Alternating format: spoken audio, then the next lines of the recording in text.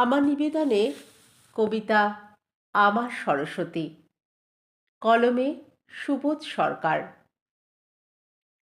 সেদিন রাত পর্যন্ত আমি খেতে পাইনি।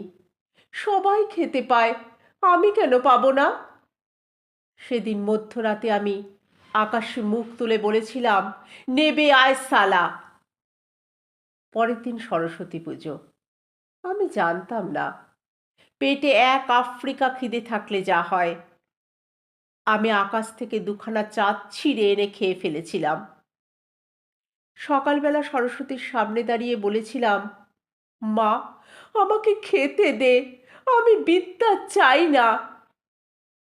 আজ সকালবেলা 50 বছর বাদে সরস্বতীর সামনে দাঁড়িয়ে পেছন ফিরে তাকিয়ে দেখি 7 কোটি বালক এখনো বলছে বীণা রঞ্জিত পুস্তক হস্তে, মা, আমাকে খেতে দে, বিদ্যা চাই না।